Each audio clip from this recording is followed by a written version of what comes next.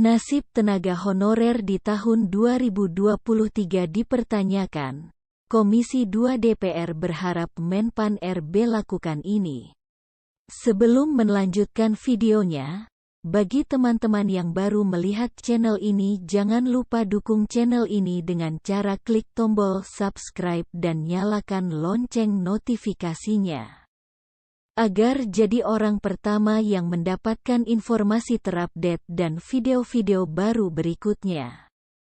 Selanjutnya, berita soloraya.com, adanya kasus diskriminasi terhadap tenaga honorer yang dilakukan oleh pemerintah daerah pada proses pendataan tenaga non-ASN menjadi perhatian dari anggota Komisi 2 DPR RI Guspar.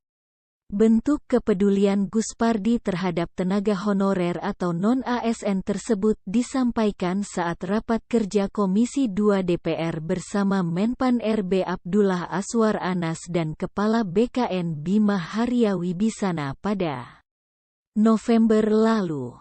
Guspardi menyampaikan keprihatinannya dengan adanya diskriminasi pada pendataan tenaga honorer atau non-ASN yang ada di daerah. Menurut Guspardi, hal tersebut seperti like dan dislike yang dilakukan instansi terkait ketika menjalankan instruksi Menpan RB melalui Surat Edaran Nomor B. 1511 MSM, pukul 1/2022, mengenai pendataan tenaga honorer atau non-ASN di lingkungan pemerintah. Padahal itu baru sekedar pendataan terhadap non-ASN yang memenuhi kriteria, bukan dimaksudkan dalam rangka untuk dijadikan para ASN, tetapi keluh kesah di daerah sangat luar biasa, tutur Guspardi saat rakor di Senayan, Jakarta. Guspardi pun mengklaim bahwa dirinya telah memegang data aspirasi dari 3 kabupaten kota yang mengalami permasalahan dalam pendataan tenaga honorer atau non-ASN. Data aspirasi tersebut sudah ia serahkan kepada Menpan RB untuk segera ditindaklanjuti agar diselesaikan. Guspardi menyampaikan, di Padang Pariaman terdapat kasus para tenaga honorer atau non-ASN di bidang pendidikan yang telah lama bekerja lama. Semuanya belum diupdate datanya dan oleh BKD. Selain itu, terdapat juga tenaga honorer K2 yang telah bekerja lama namun diberhentikan ketika ia menjabat. Kemudian lagi ada kasus di Solok Selatan.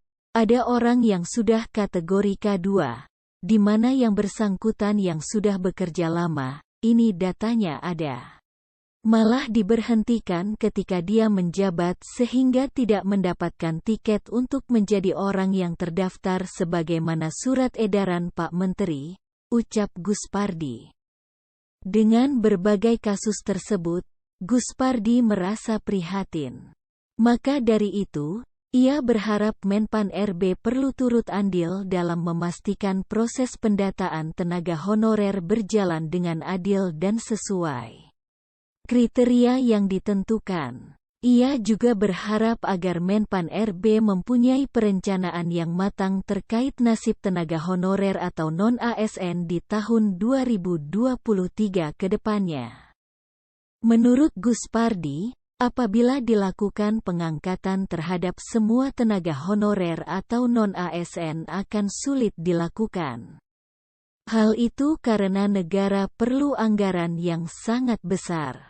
Pak Menteri Pan RB yang baru, tentu saya berharap punya obsesi dalam melakukan penataan yang membuat grand design yang sangat luar biasa. Mau diapakan orang-orang yang non-ASN ini ke depan supaya ada kebijakan yang tegas dari pemerintah, tutup Guspardi. Semoga informasi yang disampaikan ini bermanfaat.